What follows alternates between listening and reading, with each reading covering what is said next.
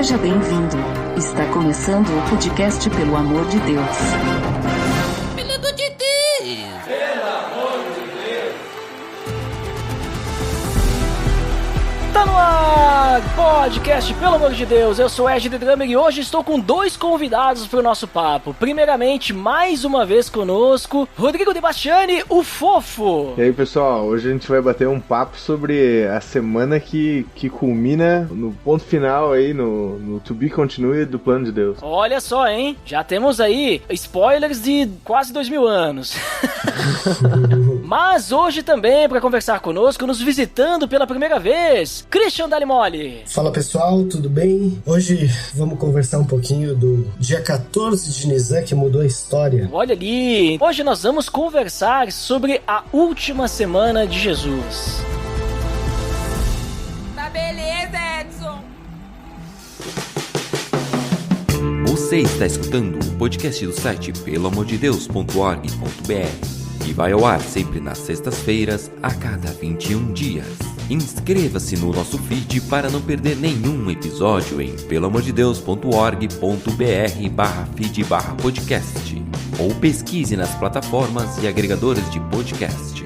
Curta nossa fanpage em facebook.com/oficialpadd. Nos siga no Twitter através do @_PADD e também no Instagram oficialpadd.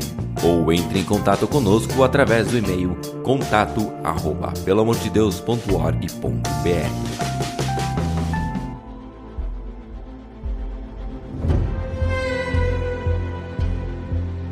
Então, pessoal, como comentado, hoje o nosso papo será sobre a última semana de Jesus, né? Uma data especial aí. Hoje, o dia do lançamento desse episódio, estamos não na última semana de Jesus, né? Porque a última semana de Jesus aconteceu há muito tempo atrás, mas estamos aí nessa semana que a gente lembra, a gente, sei lá, comemora isso, né? Inclusive essa sexta-feira aqui, comumente chamada de Sexta-feira Santa, Sexta-feira da Paixão, né? E aí, pra gente definir sobre o que a gente está falando, pra ficar bem claro, o que é a última semana de Jesus, né? Também o pessoal daqui a pouco já deve ter ouvido falar sobre a Semana Santa, a Semana da Paixão. Christian, nos diga aí sobre o que a gente vai falar hoje aí. Então, pessoal, Ed, a gente vai falar um pouco sobre este caminho de Jesus para a cruz do Calvário, que se inicia nessa subida de Jesus indo da Galileia para Jerusalém, em que ele vai preparar então para viver sua última semana, vai passar as noites em Betânia e depois durante os seus dias em Jerusalém. É uma semana bem retratada nos evangelhos. Se a gente for calcular mais ou menos a porcentagem dos evangelhos, Mateus e João dedicam mais ou menos mais de 30% do seu conteúdo a essa última semana, Marcos mais de 25% e Lucas 14%. Então é um tema muito importante em que os próprios evangelistas se dedicaram a explanar e a falar bastante desse confronto final de Jesus com a religiosidade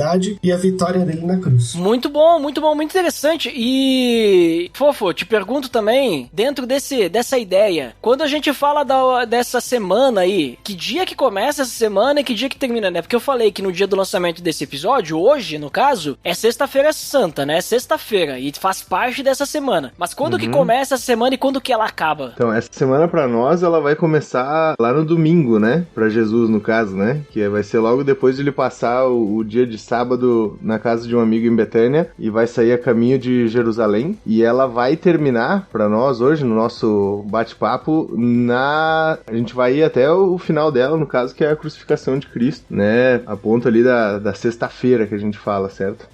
Mas aí, quando o pessoal fala da semana toda, pega também o domingo da ressurreição? Eu creio que sim, né? A gente não vai ficar sem falar da cereja do bolo, eu acho, né? É, né? Porque, e como vocês comentaram, até o Christian falou, tem eventos marcantes ali, né? Que a gente vai poder dar uma esmiuçada, mas eu creio assim que o pessoal deve lembrar muito, né? Que acontecem hoje comemorações, quando começa, que é o Domingo de Ramos, que é a entrada triunfal, né? Que hoje tem essas comemorações nas cidades, principalmente o nosso país, que é um país predominantemente cristão, principalmente católico, né? Que a galera faz aqueles tapetes, né? Vocês já viram na cidade de vocês aí? Vocês estão aí em Caxias, Caxias, né, do Sul. Eu tô em Bento Gonçalves, na cidade de vocês fazem também esses tapetes aí, pessoal da Católica? Olha, eu acho que faz, hein? Acho que sim. Sim, sim. Não, faz sim. Aqui geralmente... Na RBS TV sempre passa. Assim, pra cultura no geral, é uma semana muito celebrada, né? Mas eu creio que poucas pessoas entendem a profundidade desses simbolismos aí, talvez, né? Uhum. Então, eu acho que a religião apagou muito do valor que essa semana deveria ter pros cristãos, né? Uhum. Eu acho que a gente não consegue entrar nos pormenores de todos os acontecimentos da semana, não teríamos tempo pra isso. Talvez, tava falando com o Fofo antes, talvez a gente pudesse dedicar um podcast pra cada dia da semana. Sim. Também acho que sim. Fato que pra gente se situar, na minha apresentação eu falei do dia 14 de Nisan, né? Então a semana começaria no domingo, dia 9 de Nisan, chega na sexta-feira, que é a Páscoa, no dia 14. Então seria mais ou menos essa semana, depois 3 dias depois, né? Jesus vem com a ressurreição, né? Então a gente tem essa diferença de calendário, né? O calendário judeu e hebraico, porque eles têm um calendário lunar diferente do nosso, e esse mês de Nisan, então, seria o primeiro mês deles do ano, né? É o mês da colheita dos cereais. Uhum. É muito interessante e muito importante a gente se situar nisso, porque tem algumas coisas no decorrer da semana que acontecem, por exemplo, a figueira que Jesus não encontra frutos, né? Não encontra figos, e o próprio Mateus fala, porque não era época de figos, né? Pra gente se situar também no período, né? E no contexto ali do povo. Olha só, é por isso que não tem figada na Páscoa. Que não é época de figo. Olha, mas vou te dizer, hein, aqui na terrinha onde a gente mora, em casa de gringo tem figada todo ano, né? Porque as vovós tocam pra 24 meses. É verdade.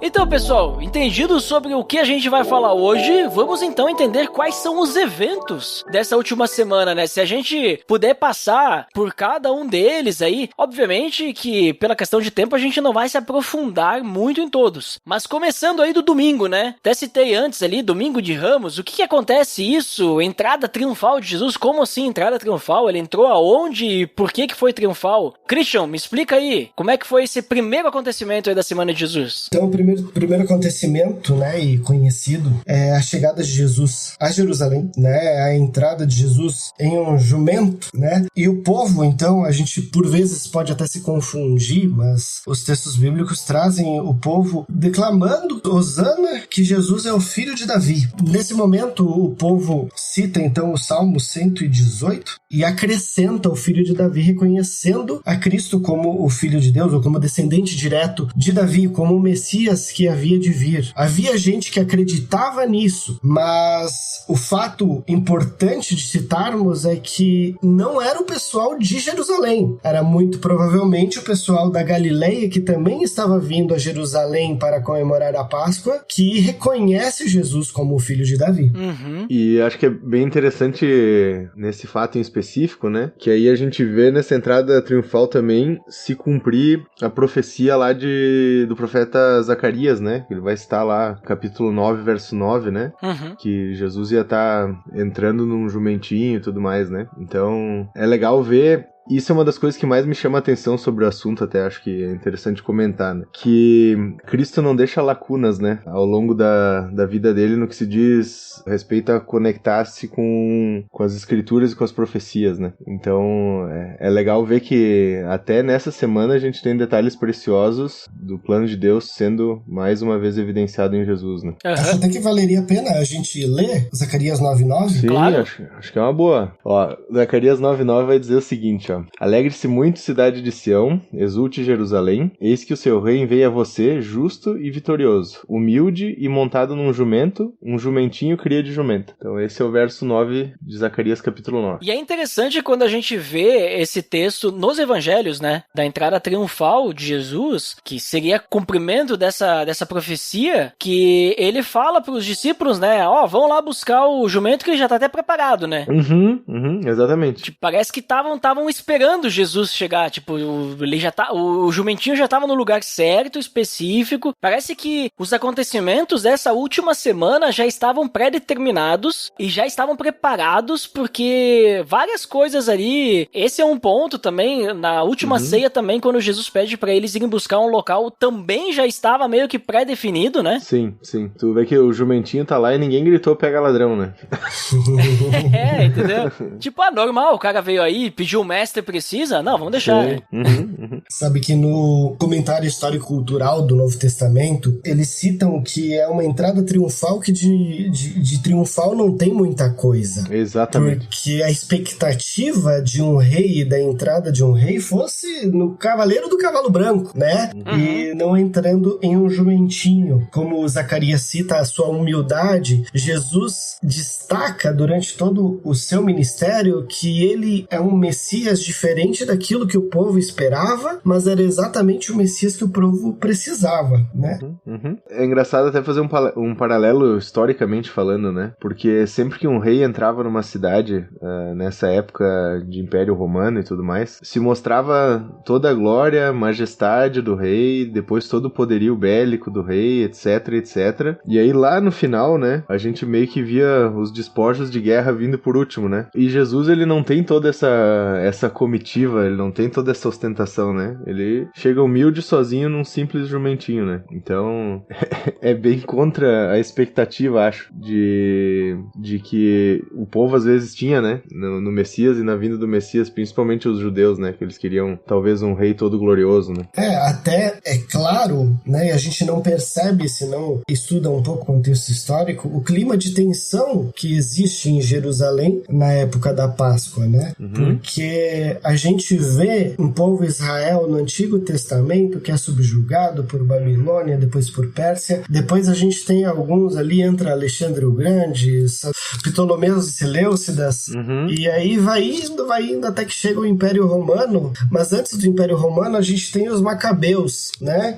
São livros apócrifos, mas que trazem uma porção de história que vale a pena entender. E por causa dessa tensão toda, que há uma revolta dos Macabeus, surgem alguns desses grupos que a gente enxerga no Novo Testamento, fariseus, saduceus, essênios, zelotes. A gente chega neles e com alguns que trazem muito ódio a Roma. Os fariseus, por sua vez, eram contrários àquilo ao Império Romano estar subjugando Israel. Os saduceus, por sua vez, por ter liderança, eles acabavam um toma lá da cá. Eles não eram tão contrários assim, porque eles eram premiados com um certo poder sobre o povo. Já os zelotes eram completamente contrários. Então, Jesus chega a Jerusalém em um momento que é tenso, em que Roma manda mais guardas para reforçar, em que tá todo mundo mais atento e mais espiado sobre o que vai acontecer, porque a chance de uma revolta era iminente. Só que eles não encontram um Messias que vá levantar guerra, mas que vai levar sobre si a culpa de todos. Isso aí mesmo. E nesse acontecimento ali, então, da entrada triunfal, isso tu acabou de falar, Christian, meio que acontece, né? O pessoal fica tem um alvoroço tão grande ali que a cidade fica toda agitada ali, né? E eu acho mais interessante nisso tudo é o reconhecimento de Jesus, né? Por mais que ele não esteja com toda a pompa ali, que nem vocês comentaram, né? Tipo, o rei normal na época era assim, mas ele é reconhecido como rei, né? Como Messias, né? Principalmente, porque a forma como as pessoas recebem ele e o cumprimento da profecia de Zacarias também já representa esse reconhecimento, né? Eu vejo que foi bem importante ele ter chegado dessa forma ali, que ali vai iniciar então a semana vamos dizer assim, a semana daquilo para o qual ele se preparou a vida inteira, vamos dizer assim, né? Tipo, para qual ele estava esperando, né? Exatamente. Eu acho que é interessante a gente falar que Lucas, né, a narrativa de Lucas vai expor que na sequência Jesus Jesus vai estar chorando, né, sobre a cidade que tá com a iminência de vir a ser condenada, né? Ele vai estar profetizando sobre a destruição, né, que vai acontecer ali provavelmente em 70, né, depois de Cristo, né? Então, a gente vê que em momento algum Jesus tá desconexo do que Deus viria a fazer, né? E ao mesmo tempo a gente também vê um Messias que se compadece, né? Da realidade daquelas pessoas e ao mesmo tempo se entristece com a dureza, né? Do coração, né? Exatamente. O olhar de Cristo para com os religiosos hipócritas, apesar de em alguns momentos, e até a gente vai ver no dia seguinte, que ele é um pouco mais taxativo, mas ao mesmo tempo ele sofre por aquilo que ele enxerga na sua criação, né? Ele sofre ao se ver rejeitado pelos judeus ali e com a consequência que eles enfrentariam diante disso tudo. E qual acontecimento vem em seguida? Tipo, tem coisas acontecendo ainda nesse domingo ou depois passa para segunda-feira, para outro dia? É especificado isso? É esclarecido? Olha, no meu ver, eu acho que a sequência do domingo, assim, se for pra gente dar uma resumida, né? Depois de descansar no sábado, na casa de um amigo em Betânia, Jesus vem e vai pra Jerusalém, né? Eu tô acompanhando meu resuminho aqui pra não me perder, né? Aí, na sequência, ele vai fazer a entrada triunfal, então, que a gente combinou ali, vai cumprir a profecia de Zacarias 9:9, né? Vai chegar num jumentinho ali que foi todo separado de forma especial, né? Aí, em seguida, a gente vai ter o povo todo aclamando Jesus, né? De forma muito espontânea, nessa entrada que ele faz, pra depois Jesus, então, chorar sobre a cidade que estava na iminência de ser condenada, profetizando, então, em relação à destruição, né? De Jerusalém ali por volta de 70 depois de Cristo. Aí, na sequência, depois de passar esse dia em Jerusalém, ele vai voltar pra Betânia, onde ele passa a noite. Isso aí. Aí, a partir daí, no dia seguinte, ele volta a Jerusalém. Não sei se foi a mesma coisa que tu encontraste, Fofo, porque às vezes há algumas divergências na harmonia dos evangelhos. Mas acredito que aí temos a história da figueira. Sim, eu também creio assim. Eu acho que sim. Então, Jesus volta a Jerusalém, encontra a figueira, sente fome. Quando não encontra o figo desejado, então ele maldiz a planta e esta seca, né? Como uma alusão a Jerusalém, né? No caso. Depois disso, ele vai para a segunda purificação do templo. E aí, na segunda purificação do templo, tem aquela velha imagem de Jesus expulsando comerciantes e cambistas do templo, né? Em que muitas vezes se confunde o que está acontecendo, mas no seu livro A Morte de Jesus, Prisão, Julgamento e Crucificação, o John MacArthur, ele traz um sistema de corrupção que provavelmente estava implantado no templo através da venda de animais para o sacrifício da Páscoa, e é o qual Jesus tanto bate de frente ali com os comerciantes. Não é simples comércio dentro da casa do Senhor, mas sim uma corrupção envolvendo todo o sacrifício ritual que deveria haver.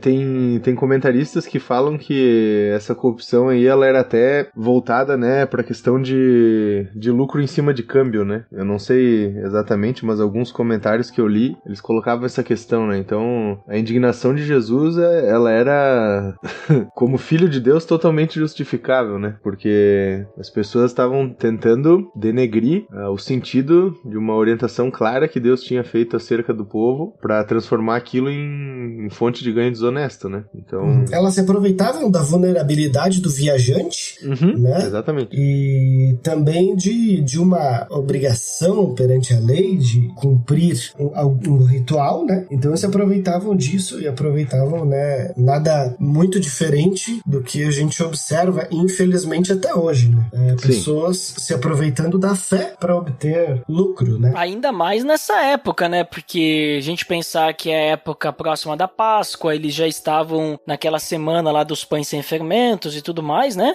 Então, devia ter uma galera indo pra Jerusalém, indo pro templo e tudo mais, pra fazer também, buscando, né, animais pro sacrifício. Que nem vocês falaram de viagem, né? O viajante, né? Pensa tu levar aí os animais pro sacrifício, fazer uma viagem de quilômetros, né? É complicado, né? E vários riscos, né? Aí tu foi lá, tu separou o animal corretinho e tal, fez a viagem e ele morreu no meio da viagem, né?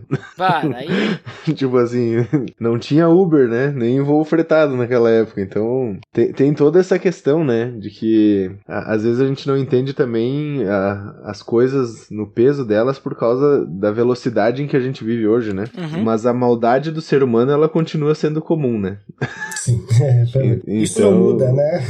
Isso não muda. Então, os aproveitadores, as pessoas ali que estavam, infelizmente, né, se aproveitando de algo relacionado a Deus para obter lucro, eles são atemporais, né?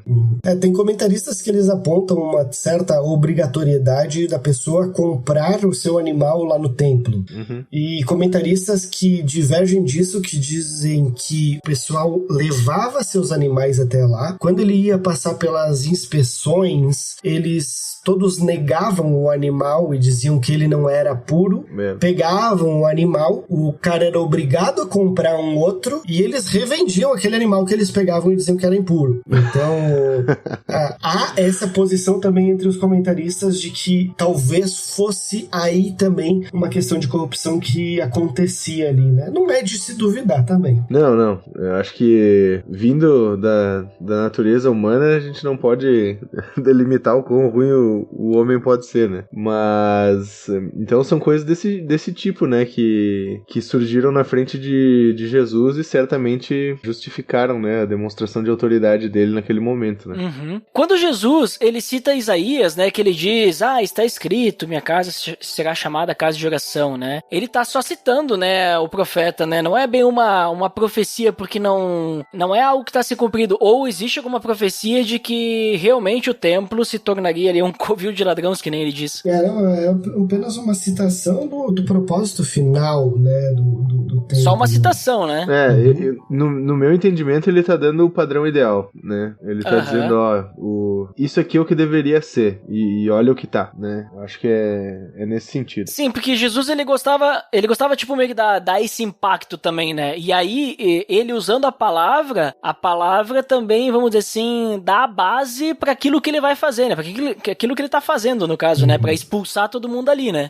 O próprio Jesus fala que ele não veio pra abolir a lei, né? Mas pra cumprir ela. Então, tipo, quando a gente vê ele citando os padrões que agradam a Deus, e a gente vê isso em vários pontos do evangelho, né? Não só nessa semana, a gente entende que Jesus tinha tudo muito claro do como deveria ser, né? Até por causa do relacionamento íntimo que ele tinha com o pai, né? Então, quando ele vê aquilo ali, eu acho que ele não perde a oportunidade de falar pra eles, tá totalmente desvirtuado do que era a vontade de Deus pra esse ambiente aqui, pra essa situação, né? Eu acho que é exatamente esse propósito também de apontar a falha, né? Apontar uma falência espiritual que havia no meio do povo, que já não tratava mais o templo, talvez com temor e tremor, né? E acabava fazendo dele um meio pra ganhar dinheiro. Né? E depois, o que acontece depois que Jesus aí entra aí dando chute pra tudo quanto é lado, expulsando a galera, virando as mesas? Então, aqui no meu roteirinho organizado, né? Eu vejo que olhando pro evangelho, Jesus e os discípulos, então, eles vão voltar pra Betânia e passar a noite lá de novo. E aí a gente encerra a segunda.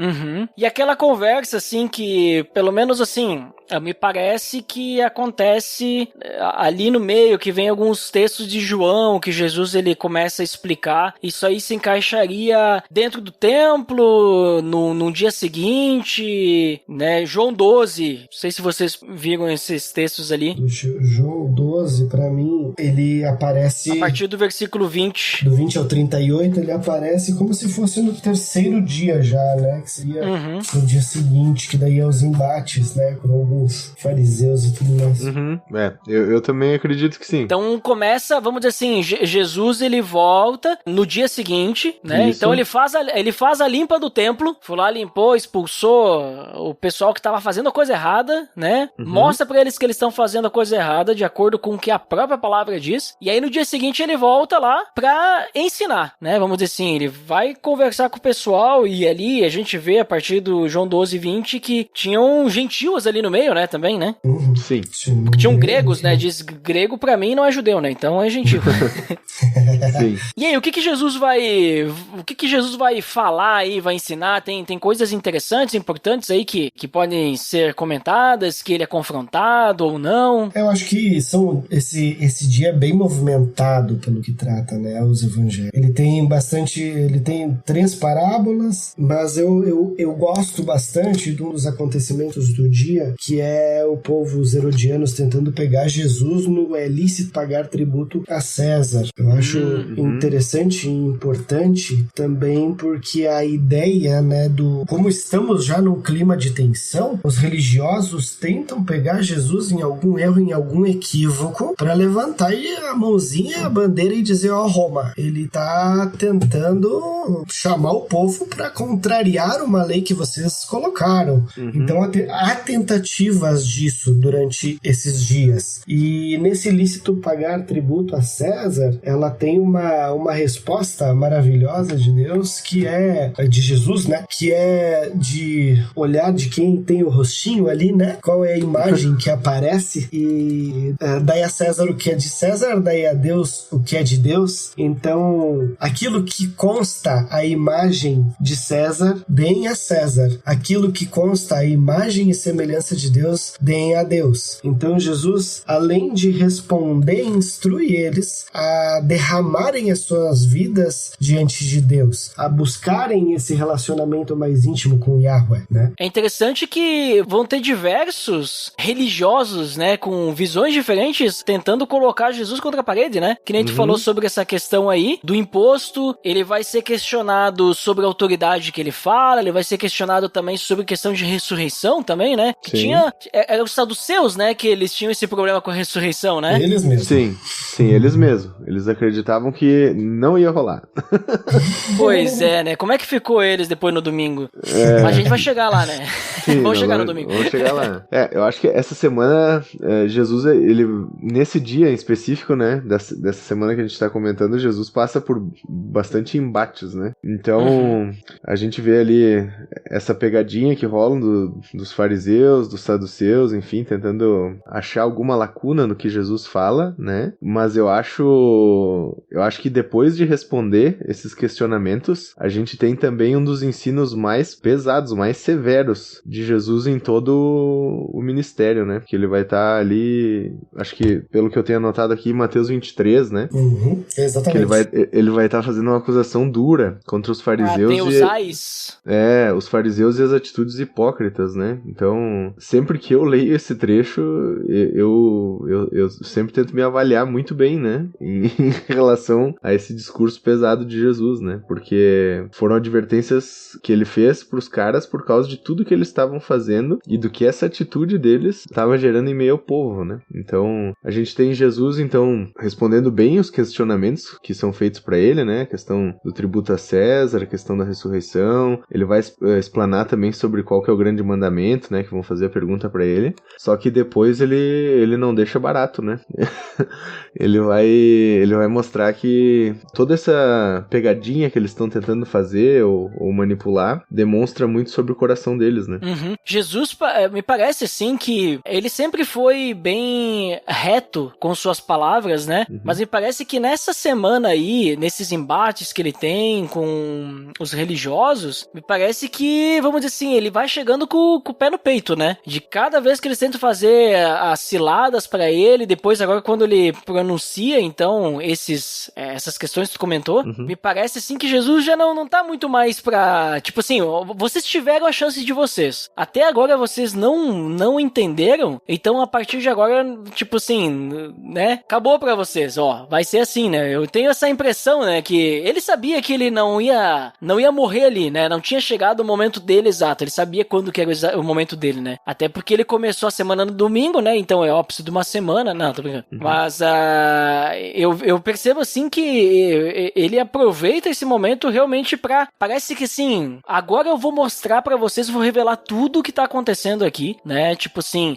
os problemas que vocês estão indo, a hipocrisia de vocês, né? Ele é bem enfático, né? Tipo, ele não esconde nada mais, tipo, ele não tem mais, parece que o meu tempo está acabando aqui, eu preciso deixar isso claro, né? Mas sabe que eu acho engraçado na sequência desse dia? Que mesmo assim, Jesus, ele ainda é misericordioso e gradativo, né? Porque ele começa lá, se a gente lembrar, né? Ele vai passar pela figueira seca, né? E ali ele vai dar um ensino específico pros discípulos, né? Em relação da fé. Mas depois depois ele vai chegar em Jerusalém, novamente ele vai ter a autoridade dele desafiada pelos sacerdotes, né, os anciãos do templo ali. E aí, a gente tem o relato de que Jesus ensina parábolas, né, de advertência. Ele vai falar da parábola dos 2 filhos, da parábola da vinha, da parábola da festa de bodas, né. E mesmo assim, os caras ouviram aquilo, né, eles ouviram o ensino, eles viram Jesus ali todo, né, preocupado em explicar tudo mais. Aí eles vêm com as pegadinhas, né, essas que a gente citou, da questão do imposto, da questão da ressurreição, mandamento e tudo mais, né. Aí Jesus, não, pera aí, então, a impressão que eu tenho, né, é como se Jesus, então tá, vamos deixar bem claro isso aqui, né. E a gente culmina aí nos ais lá de Mateus 23. É um embate bem constante de Jesus para com os religiosos, né? Principalmente com os fariseus, em alguns momentos com os saduceus também, mas eu acho que muito se dá com os fariseus por causa da tradição oral, né? E de algumas leis que eles tentavam impor ao povo apenas para aparecer, e é o que Jesus fala, tudo que vocês fazem é para se exibir, de acordo com o NVT, Mateus 23:5. Então ele traz esse aspecto hipócrita deles de tentar se cercar e fazer coisas para que os outros vejam. Então eles acabam esquecendo o coração da lei, esquecendo que quando eles perguntaram o maior dos mandamentos, o legislador da lei estava explicando para eles o que a lei sempre quis dizer. Mesmo assim eles não aceitam esse ensino, então são contrastados com sua hipocrisia e sua vida de aparências, né? E eu acho que dos 4 segmentos que a gente tem ali entre os judeus, né, os fariseus, certamente eles eram os mais preocupados com a aparência, né. E aí Jesus vai chegar lá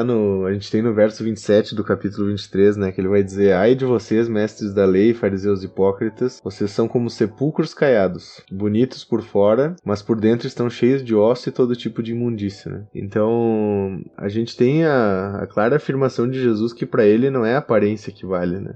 Jesus ele queria o âmago, né, o íntimo, o relacionamento verdadeiro das pessoas com Deus, né, e não era isso que os fariseus exigiam, ensinavam, viviam, enfim, né. Então por isso que eu acho que essa repreensão pesada, né, cai mais sobre eles também, porque várias vezes eles ouviram, né, o ensino de Jesus, as parábolas que Jesus contou, e em vez de se preocupar em abraçar uma mudança, eles estavam sempre maquinando algo, né, em torno disso. Acho que essa vida dos fariseus, esse contraste de Jesus para com os fariseus, ele deve ser ensinamento diário às nossas vidas, porque se a gente for avaliar e tentar entender quando surgiram os fariseus, eles surgiram com uma expectativa e com uma ideia de não deixar o povo se perverter novamente à idolatria, que foi o que levou eles aos cativeiros. Então a ideia deles era, através dessas leis orais, tentar cercar o povo disso, mas com o tempo foi se pervertendo e tendo a ideia que eles podiam controlar o povo através disso. Então, de fato, a gente, a partir do momento que para de ler a Bíblia como palavra de Deus e entender as aplicações que tem para nós e não para os outros, a gente pode cair no mesmo erro deles, de querer viver uma vida de aparências e não de transformação de coração.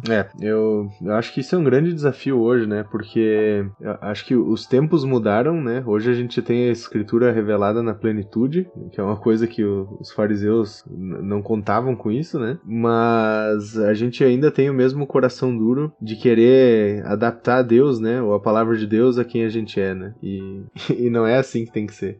A gente vê que a partir do momento que a gente entende quem Cristo é, e Jesus demonstrava isso pra eles acerca de Deus o tempo todo, né, a partir do momento que a gente entende quem é diante de Deus, a gente tem que se arrepender, se sujeitar e viver de acordo a agradar esse Deus, né, e não tentar dar jeitinho. E a partir dessas conversas, né, Jesus provocou bastante os religiosos, tanto que depois disso eles começaram a tramar como é que eles iam pegar Jesus, né, e eles já estavam querendo crucificar ele, né, querendo, bom, Jesus fala isso, né, que ele estava chegando perto, né, da crucificação. E aí eles já começam a tramar isso, mas só que eles estavam preocupados com o povo, né, tipo, porque tava ali a época da Páscoa, não, vamos deixar a Páscoa aí, tem muita gente aqui, não vai pegar bem, né, né? Mal eles sabiam que o povo ia querer crucificar Jesus junto, né? Porque tinha muito mais religioso ali no meio, né? Então, quanto mais gente, mais peso vai dar pra mensagem. Mas antes disso, né? Antes de qualquer ação dos religiosos, na quinta-feira à noite, Jesus ele vai celebrar a Páscoa, né? E por que começa na quinta-feira à noite? Tem alguma questão? Porque a Páscoa seria tipo assim na sexta ali, mas eles já começam na quinta-feira à noite. Tem alguma questão relacionada com a forma que o judeu conta o dia? É isso mesmo. O judeu costuma contar o dia a partir do que o sol se põe, né? Ao entardecer, ele vira já novo dia. Então, o que pôs-se o sol na quinta-feira já se tornava sexta-feira. Acho que, para quem já leu Gênesis 1, talvez já tenha causado estranheza quando fala passou-se a tarde e a manhã e este foi o quinto dia, né? Mas ele traz essa ideia porque o judeu realmente ele enxerga o novo dia dele é a partir do tempo do sol se pôr, né? Achei aqui pra ti, ó, Cris. Achou? Se quiser. Gênesis 1:8, ó, vai dizer assim: ao firmamento Deus chamou o céu, passaram-se tarde e amanhã e esse foi o segundo dia. Então ele meio amanhã ali ele já conta o entardecer, né? Então eles invertem essa visão de dia, né? Então por isso que eu lembro de ler esse texto e causar estranheza, né? Tipo, pô, passou a tarde, amanhã e acabou o dia. É estranho pra gente, mas na percepção do judeu, entardeceu, já era a Páscoa, já era 14 de Nisan, na quinta noite pra gente. A gente tem aí o fato do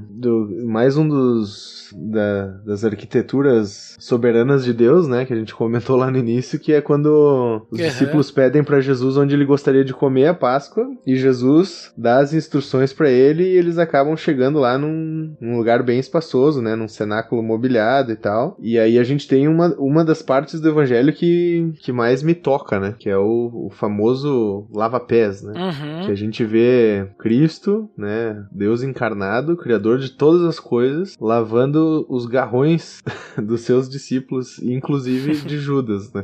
Exato. Inclusive, já citando, nós temos um episódio que a gente fala especificamente da última ceia. Link no post pra você conferir aí todos os detalhes aí, né, sobre isso até que o Fofo falou do lava-pés e tudo mais. Tem muito conteúdo esse podcast, né, cara? Tu vê só, né? Inclusive, essa questão ali, né, tipo, da última ceia de Jesus, né, porque a gente pensa, a última ceia, ele só, que nem tu falou, né, ele tem esse momento do lava-pés, ele tem alguns momentos de ensino pros discípulos, momentos de preparação pros discípulos também do que viria a acontecer, né, momentos dramáticos, momentos de tensão, né, Judas sai para trair Jesus, momentos também de tensão, Pedro vamos dizer assim, como é que se fala, é repreendido por Jesus e ainda Jesus profetiza na vida de Pedro dizendo que ele vai fazer coisa que ele não queria, momentos tensos nessa última ceia aí, né, não foi uma jantinha qualquer, né. Não, e eu acho legal que Jesus dá spoiler também, né? Porque Jesus institui a ceia ali e a galera não tá entendendo direito o que tá acontecendo, né? Também! Então, assim, a gente acha que spoiler é coisa da geração seriado Netflix aí, mas não, Jesus já dava spoiler, olha só, né? Esse período, esse tempo no cenáculo, ele foi pesado, acredito, para Jesus, né? Porque, de fato, há esse momento dos seus parceiros, né, de ministério, aqueles que ele escolheu para estar junto com ele, que um o negaria e todos o abandonaria, né? Então, Jesus se vê abandonado para que hoje, por meio da fé, a gente nunca fosse abandonado. Jesus, ele não temos também como passar esse período do cenáculo sem relembrar o significado da ceia e dessa libertação do povo do Egito e enxergar essa nova instituição de Cristo, que é a ceia, que nos lembra a vitória na cruz e a nossa libertação da escravidão do pecado, né? E depois que eles finalizam ali a ceia, né, que eles saem do cenáculo, Jesus, então ele vai pra onde dali? Aí ele vai pro jardim do Getsemane. Né? Eu acho que talvez dos evangelhos pra mim, essa cena aí, quando Jesus vai pro Getsemane e ele incentiva a galera a estar orando com ele, né, os discípulos a estar orando com ele, é uma das melhores retratações implicações, né, da limitação humana, né? Porque a gente tem ali os discípulos do cara, de Jesus, né, de Deus, que estavam ouvindo até então dele que provavelmente, né, ele ia partir e etc e tal, e eles são chamados, desafiados pelo próprio mestre a estar orando com eles ali, né, e por M motivos parece que eles não conseguem entender o peso ou levar tão a sério quanto deveria, né, e mesmo Jesus desafiando algumas vezes, eles acabam sucumbindo, né? E a gente vai ver isso mais ainda até o momento de que Jesus vai ser de fato crucificado, né? Então, isso pra mim é bom também, porque sempre me lembra de que ninguém mais fora Jesus poderia ter feito por nós, pela humanidade, tudo que fez, né? Porque nem os caras que estavam com ele aguentaram fazer nada ou passar perto de nada que ele passou, né? Exatamente. Eles, na verdade, a gente percebe nessa reta final de Jesus que nenhum dos discípulos que andava e caminhava junto com ele tinha entendido tudo. Acho que a ficha foi cair depois, bem depois, inclusive, né? Sim. E depois de ver Jesus ressurreto e depois do Espírito Santo descer, né? Em Pentecostes. Aí eu acho que cai a ficha de verdade, porque por enquanto eles ainda não parecem perceber a dimensão daquilo que eles estão vivendo e fazendo parte. Eu imagino que talvez muitos se apresentavam como o Cristo na história de Israel, ou como alguém que iria ser o descendente que pisaria na cabeça da serpente, né? De Gênesis 3:15. Muitas eram as expectativas, desde 7, né? Até Jesus, há expectativa em vários, né? E é interessante perceber que, ao que parecia, os discípulos acreditavam, mas tinham resguardas. Acreditavam, tu és Cristo, Filho do Deus vivo, mas quando chega na hora ali, não conheço, não sou eu, não sou discípulo não. Então há uma desconfiança ainda, então a fé deles ainda me parece frágil até que Jesus, através do Espírito Santo, haja neles, né? Isso nos mostra o quão frágeis somos também e dependentes dele para crer nele. Traduzindo para termos modernos, até esse ponto aí, todos eles eram modinha, né? Isso. Eles não tinham virado crente raiz ainda. Era tudo Nutella ainda. Certo, mas aí então Jesus, ele vai orar lá no Getsemane, ele ora, ele se angustia, né? E enquanto os discípulos, em vez de ficarem acordados orando, dormiam, né? Isso mais de uma vez. E chega o momento da traição, né? Chega o momento que Jesus vai ser preso, né? É logo depois disso, né? Isso aí, rola o fatídico beijo da traição, né? E aí, depois então, Jesus, ele é preso, ele passa de um lado pro outro, autoridade de autoridade de Roma, autoridade vai pra vários, né? Ainda há no Getsemane a ótima história de Pedro e Malco, né? Sim, exatamente. Pedro, o guerreiro, história, né? Pedro queria resolver no braço, né? Pedro guarda-costas de Jesus. Eu acho, então, inclusive aquilo que a gente tava falando, que talvez os discípulos não tivessem ainda entendido tudo, talvez eles estivessem esperando o sinal de Jesus pra ir pra cima. E talvez Pedro demonstra que tava só esperando pra arrancar a orelha dos caras, né? Então, mas Jesus pensava diferente. Graças a Deus, né? Mas é engraçado pensar, tipo, como Pedro era arrogante também, né? Tipo assim, tu tá ali... Cara, eu gosto muito de Pedro porque eu me identifico muito com as pataquadas dele, né? Porque ele é muito 8 ou 80, né? E aí tu vê nessa situação em específico, tipo assim, ó, ele se diz ser discípulo do Filho de Deus, o criador de todas as coisas, né? E ele acha literalmente que é a espadinha dele que vai fazer diferença. Sabe? Tipo assim, ele não olhou pro cara que acalmou a tempestade, né? Que salvou ele de todas as roubadas antes e tal. Esqueceu de tudo, né? Memória curta. Pedro é uma figura sensacional, né? Sim, Pedro é um baita personagem. Se me permite indicar, o John MacArthur tem um livro que chama 12 Homens Extraordinariamente Comuns, em que ele conta, ele faz em cada capítulo de um discípulo, e o de Pedro é sensacional de acompanharmos a transformação dele dos evangelhos até Atos e por aí vai, assim, é sensacional a transformação que ele passa. É outro cara, né? É outro cara. Aí, a partir daí, né, Jesus é levado para os julgamentos, né? Então nós temos julgamento religioso com Anás, Caifás e o Sinédrio. Provavelmente ali entre 2 e 6 da manhã deve ter acontecido isso. O que vale ressaltar nesse julgamento religioso de Anás, Caifás e o Sinédrio é que Anás era o sumo sacerdote emérito, né? Caifás era seu genro e tinha assumido então no lugar dele, mas fato é que há muitas ilegalidades nesse julgamento religioso de Jesus. Os aprisionamentos não podiam ser feitos à noite, julgamento de criminoso também não podia ser feito à noite, então havia diversas situações e leis, regras que o Sinédrio, Caifás e Anás estavam quebrando para tentar, na calada da noite, imputar culpa sobre Jesus. Parecia que eles queriam aproveitar o momento, né? Pra não, talvez não envolver o povo e etc. Fazendo a surdina aí. Isso aí. Eu lembro que na época do seminário eu fiz uma monografia, né, sobre exatamente essas ilegalidades no julgamento de Jesus. Dá pra fazer um podcast só sobre isso, porque... Opa, já fica aí o convite então, né?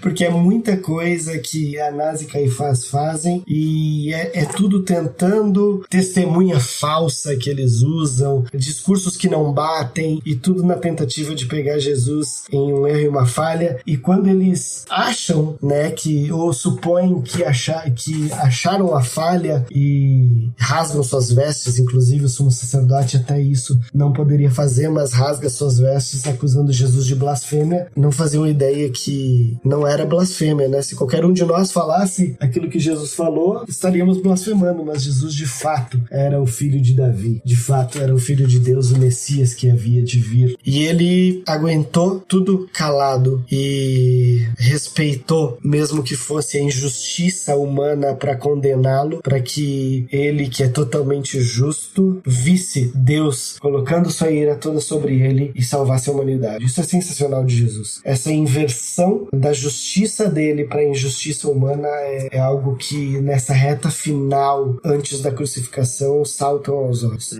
E aí, vou aproveitar o ensejo, né? Aí a gente consegue enxergar também aquele pedacinho de Isaías 53, né? Que vai dizer que ele ficou em silêncio mesmo diante dos acusadores. Então, eu acho muito legal ver os links que a gente tem de Cristo nesse momento com o que diziam os profetas, né? Acerca do Messias, né? Então, tipo assim, Jesus era o cara que tinha poder e autoridade pra nesse momento ali estalar os dedos e resetar tudo, né?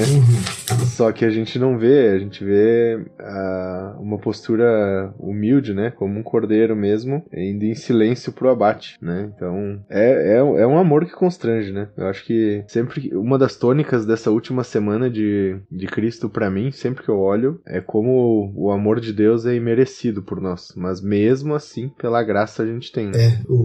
Se a gente lembrar dessa reta final, a gente consegue colocar o final de Filipenses 2 ali, seja a atitude de vocês, a mesma de Cristo Jesus, que foi obediente até a morte e morte de cruz. A obediência de Cristo Jesus deve nos constranger a também buscarmos isso e buscarmos ser parecidos com ele nisso. E aí então depois ele vai pro julgamento dos romanos, né, no caso, autoridade romana, porque os judeus não poderiam condenar um homem à morte, quer dizer, condenaram, mas não poderiam, né, tipo, perante a lei humana, né? É exatamente isso, né? Porque não era um povo que tinha vontades por si só. E é isso que a gente vê ali, né? É um povo que está subjugado por Roma. Então, para eles terem a sentença que tanto gostariam, eles tinham que levá-lo a Roma e tentar colocar sobre ele uma falha, um erro que incomodasse os romanos. A princípio, ao que se sabia, a blasfêmia não era um pecado que Roma costumava punir com crucificação, mas eles tentam levá-lo e daí vai aquele joga pra lá, joga pra cá, é Pilatos, né, Pôncio Pilatos, o procurador romano que lá estava, e Herodes Antipas ali, até que no fim temos essa troca, essa substituição por Barrabás, Barrabás, né? Acho que vale lembrar também, só por pontuar, né, que entre esse julgamento religioso e o julgamento estatal, assim, vamos dizer, né, a gente ainda tem a trinegada de Pedro e o suicídio de Judas, né? Ah, sim. Uhum. Então... Se cumpre aquilo que Jesus falou que Pedro ia fazer. Sim, que ele ia negar 3 vezes antes do galo cantar, né? Aí a gente tem mais um embasamento pro horário legal do Christian, né? Que tava tudo rolando na calada da noite mesmo. E então, assim, Jesus, ele é julgado, ele é zombado pelos soldados, é flagelado, ele é condenado, então, à crucificação, que nem o Christian falou, eles soltam Barrabás, né? Ele carrega a cruz até o local da sua crucificação, inclusive tem Marcos, né, cita, e Mateus também. Ah, não, Lucas também. Mateus, Marcos e Lucas citam que no meio dessa via aparece um outro Simão, né, que não é o Simão Pedro, mas é o Cireneu, né? Isso aí. Que ajuda Jesus, vamos dizer assim, o cara que tava ali e botaram ele no meio. Ajuda, tipo assim, né? Vai ali e ajuda o cara, entendeu? Tá, beleza, né? Vou lá ajudar. Não, porque olha só, eu tô com uma Almeida aqui, e em Marcos 15, 21 diz assim, ó, e constrangeram um certo Simão Cireneu, que tá querendo dizer com constrangeiro, diz, ó, tu aí, né? Carrega a cruz do cara ali, tipo, né? Quase dizendo assim, coitado do cara, né? Na NVT ele traz a ideia de que um homem chamado Simão de Cirene passava ali naquele momento vindo do campo e daí eles obrigaram ele. Então, tava de passagem. Mas tranquilo, mas tu for ver, digamos assim, ele mal sabia, não sei se Simão conhecia Jesus e tudo mais, mas talvez se não conhecessem, né, mal ele sabia quem ele tava ajudando, né? Tipo, interessante nisso, mas a grande realidade é que Jesus, então, ele é pregado na cruz, ele é crucificado, ele morre, né, por volta da tarde, então a gente vê que foi um julgamento que foi realmente, que aconteceu aí na calada da noite, por trás do negócio. Eu fico imaginando que os caras estavam fazendo de noite, nem dormiram aquela noite, né, pra poder julgar Jesus e tal, né, tipo, estavam esperando por isso, estavam preparados, né. Eu acho que, assim, a cena em que Jesus faz um discurso duro pros fariseus lá, que a gente viu que aconteceu logo ali depois da quarta, né, que tudo ficou meio... Não, na terça, desculpa. Terça, né? Na terça. Aconteceu na terça. Aquilo ali eu acho que deu uma motivada nos caras.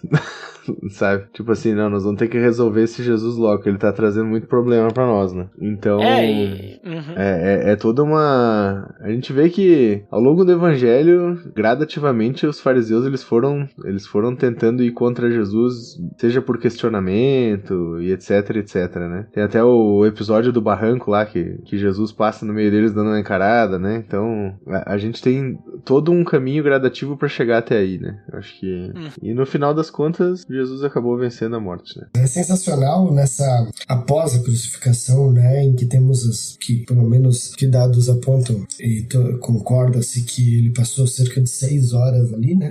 E a salvação na cruz, né? Sensacional é que é a salvação de um criminoso, que o que demonstra e nos aponta que tudo aquele discurso que Jesus havia feito durante a semana é verdade, de que a hipocrisia, de que viveu uma vida toda aparentando ter fé, não quer dizer nada. O cara passou a vida toda e estava sendo crucificado ao lado de Jesus como um criminoso, outra Roma, provavelmente. Ele encontra a salvação através da fé, né? Então, na cruz, ensino também. Sim. E a gente dá pra estender até, e a gente não sabe se o cara que foi salvo no julgamento do povo realmente foi salvo, né? Porque Barrabás foi liberto, mas foi liberto da crucificação, né? A gente não sabe, assim, a gente não vê arrependimento nele depois, né? Então, são contrastes muito interessantes, né? E da mesma forma, a gente combate veementemente, né? Aquele dito popular lá, que tem uma galera que adora e insiste em citar, né? Que a voz do povo não é a voz de Deus, né? Porque o povo podia ter livrado Jesus, né? E não livrou. Então, esse esquema de maioria vence, a maioria tá certa, não é valor que a gente deve trazer pra nossa vida, não. Mas então, acontece ali a crucificação, acontecem várias profecias também sendo cumpridas ali, né? Inclusive, nós temos um episódio falando sobre crucificação e a salvação de Cristo, link no post. E também, 3 dias depois, Jesus vai ressuscitar e temos um episódio falando sobre a ressurreição, link no post também. Olha só, né? Pra você ter mais detalhes, porque senão a gente, né? O tempo é escasso. Não vamos nos estender muito. E eu queria pedir pra vocês, né? Analisando todos esses fatos que aconteceram aí durante toda essa semana, da última semana de Jesus, né? Vocês acham que poderia ter sido diferente ou tinha que acontecer essas coisas? E como é que a gente aplica também isso na nossa vida, né? Além, é claro, dos ensinamentos de Cristo, né? Digamos, o fato de ter acontecido da forma como aconteceu. Sei lá, Jesus tendo a entrada triunfal, ele expulsando as pessoas lá do templo e tudo mais. Esses acontecimentos, eles fazem alguma diferença na nossa vida hoje ou não precisaria ter sido exatamente assim, né? Claro que a resposta é meio óbvia, né? Mas gostaria só que vocês, tipo assim, comentassem algo sobre isso mesmo. Eu acho que o plano de Deus é perfeito. Acho que temos que ressaltar e aplaudir isso. O plano de Deus é perfeito. Seu filho veio na plenitude dos tempos. Ele veio em um tempo em que havia essa pax romana que facilitou muito do ministério dele e das suas viagens. Mas além de tudo, a gente percebe que biblicamente os evangelhos tratam e trazem os religiosos e todos aqueles judeus que infelizmente não reconheceram o seu Messias, mas que aquilo que eu falei em algum momento, Jesus não foi o Messias que o povo de Israel esperava, mas ele foi exatamente o que o povo de Israel precisava e que a humanidade precisava também. Então não há salvação longe de Jesus, não há salvação longe do plano perfeito de Deus, que em Cristo Jesus cumpriu a sua palavra, cumpriu as profecias do Antigo Testamento e cumpriu o seu plano redentor da humanidade. E pra ti, Fofo, como é que tu vê? Bom, eu creio que a gente tem muito ensinamento precioso nessa última semana, quando a gente olha pro que Jesus fala e quando a gente olha para todo o cenário do que acontece, né? Às vezes, muitas vezes a gente lê a Bíblia se colocando em nível de superioridade ou em pé de desigualdade com o contexto, né? Mas a gente vê a evidência clara de que o homem longe de Deus, ele tá sempre sob a influência do pecado, né? Então, ele não tem nada de valor se ele não conhece a Deus, porque, queira ou não queira, a maldade ela vai se evidenciar em algum momento, né? A gente vê isso nas atitudes das pessoas que se relacionaram com Cristo ao longo do ministério, a gente vê isso no egoísmo que é retratado, a gente vê isso na fraqueza da carne que é demonstrada em vários sentidos, né? A gente vê isso nas instituições, a gente vê isso nos religiosos e etc, etc, etc. Mas ao mesmo tempo a gente vê o tempo todo um Cristo gracioso que oferece gratuitamente, né, esse amor e esse acesso e oportunidade de relação com o Pai, né? Isso é estendido a nós até hoje, né? Então a gente olha para o nosso redor e a gente enxerga um mundo tão caído quanto aquele que Jesus transitou nessa última semana, né? A gente vê os mesmos jeitinhos, a gente vê as mesmas fugas, a gente vê as mesmas mentiras, talvez com umas roupas um pouco diferentes, né? Mas como conhecedores dessa verdade, como pessoas que entendem esse Messias que veio para oferecer redenção gratuitamente, a gente não deve se deixar dar forma, né, a esse mundo que a gente está inserido. Eu acho que essa é a pegada que a gente vê nos discípulos depois que a ficha cai, né, e que Jesus restaura cada um deles pessoalmente, né? A gente vê homens que entenderam a verdade, que entenderam quem Cristo era e apontaram suas vidas para isso, né? Então eu acho que do mesmo jeito que essa semana ela vai falar sobre várias coisas que mostram, né, o quanto a gente é limitado, a gente vê o quanto o Jesus a quem a gente serve e o Jesus a quem a gente crê, ele é o detentor de toda a glória, de todo o poder e de toda a majestade, né? E demonstrando um amor que a gente não merece. Tinha um professor, o saudoso Carlos Oswaldo Cardoso Pinto, que ele falava que Deus não se cansa dos nossos recomeços. Ele não se cansa dos nossos recomeços, não se cansou dos recomeços dos discípulos de Pedro, nem de Saulo, que depois também vai fazer uma linda história e uma grande diferença. E ele não se cansa dos nossos recomeços. Nunca é tarde para recomeçar, porque o mesmo Jesus que morreu naquela cruz, ele é gracioso e misericordioso para nos dar uma oportunidade de servi-lo e glorificá-lo através das nossas vidas. Então, essa semana, ela pra nós, assim, são todos os episódios que culminam na maravilhosa graça, né, que faz parte das nossas vidas, né? Ela é como se fosse a parte final de um homem que não conseguia enxergar ou ver tanta esperança, né? Um homem caído, um homem que estava inundado por religião e costumes e carne e etc, mas que através de Cristo vê a oportunidade de tudo se fazer novo, né? De forma diferente, né? Então, hoje a gente tem o privilégio de poder olhar isso como um todo e poder acessar todas essas informações, né? A gente falou aqui de análise de lei, a gente falou aqui de costume de cultura, a gente poderia entrar em laudo médico, né? De Jesus na crucificação, a gente poderia entrar em evidências de testemunhas, né? Que estavam lá quando Jesus foi crucificado e quando Jesus ressuscitou. A gente tem inúmeras fontes para que a nossa fé possa descansar e ser cada vez mais forte, né? Mas de nada vai adiantar se a gente não inclinar o nosso coração para esse Jesus. Então, essa semana ela serve para evidenciar esse amor que a gente não merece, eu acho.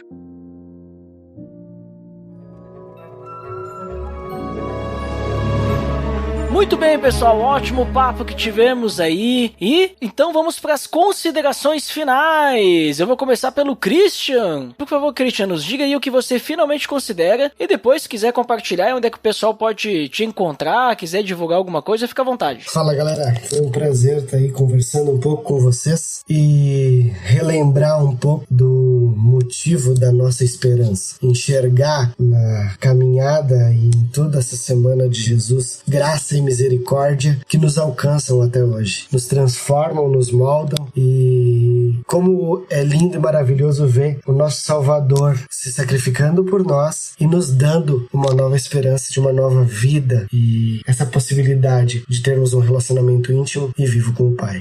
@ChristianDali com 2 L's. No Instagram não posto muitas coisas a não ser meus filhos maravilhosos e minha esposa. Muito bom, então link no post aí pro pessoal poder conferir aí o Instagram do Christian. Muito obrigado, Christian, por participar aí da gravação conosco, né? Espero que seja a primeira de muitas, que nem diria as bonequinhas do Worms lá, né? Estamos aí. Deixa eu falar, eu tenho que complementar, só que a minha esposa também é maravilhosa, tá? Pra não ficar ruim depois pra mim.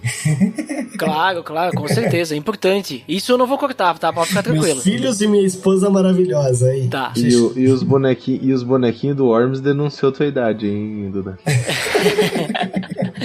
Tu viu só? Mas e aí, fofo, então, já nos diga aí o que você finalmente considera e depois comente aí onde é que o pessoal pode encontrar. Se quiser divulgar algo também, fica à vontade. Então, considerações finais, né? Acho que primeiro uma brincadeirinha, né? Acho que pra próxima Páscoa, Duda, tu pode gravar um episódio pra cada dia do podcast, né? Porque tem pano pra manga, né? Tem bastante. Olha, ó, podemos fazer uma série A Última Semana de Jesus. Aí, ó. Que aí a galera que acompanha o podcast pode, entrar no clima da Páscoa. Cada dia ouvir um episódio, entendeu? Tô te dando uma sacada. Sim, mas é um episódio por ano daí, tá?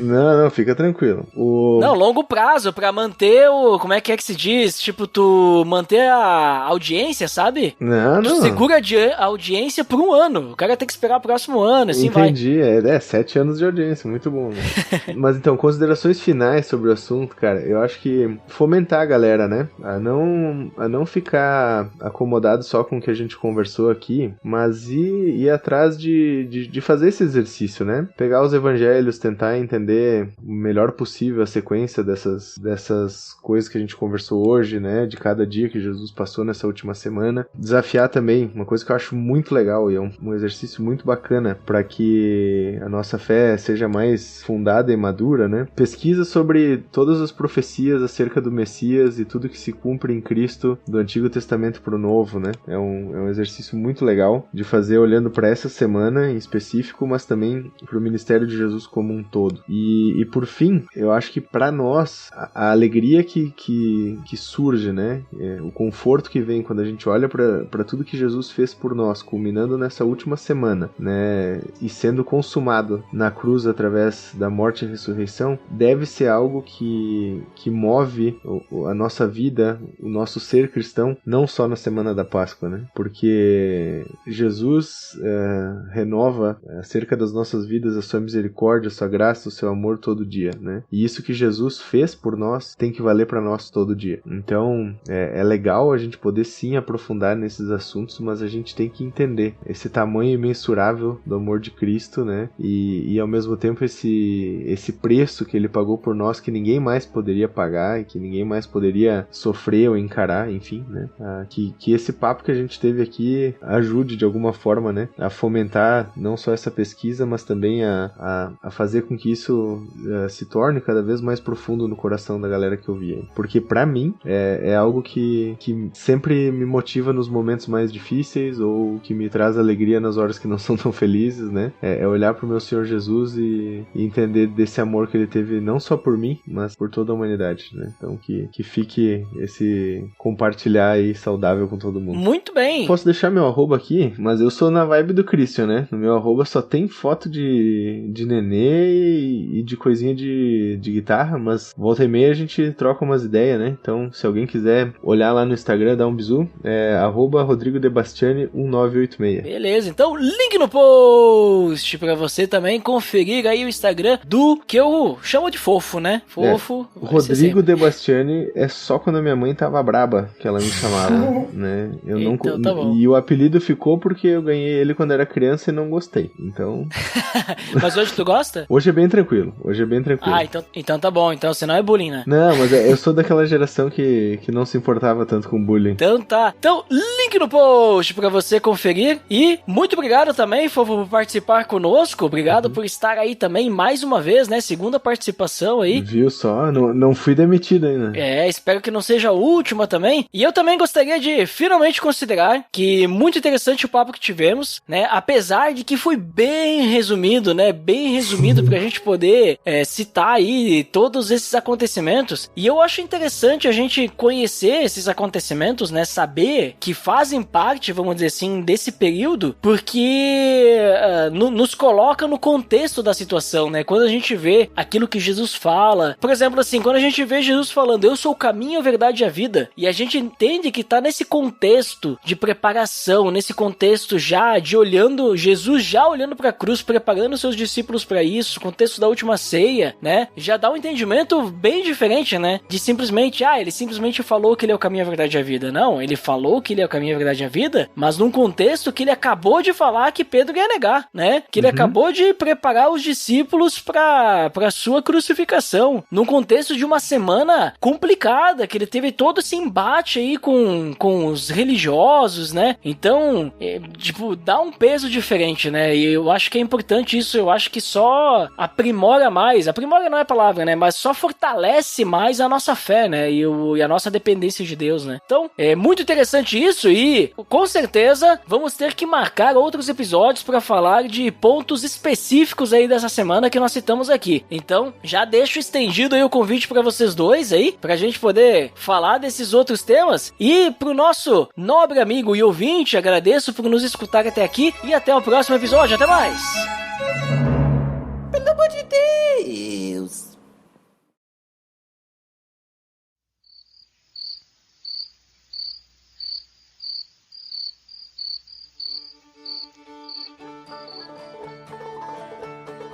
Beijo, gente. E fala bem alto. Beijo, gente. Beijo, gente. Diz tchau, pessoal. Tchau, pessoal.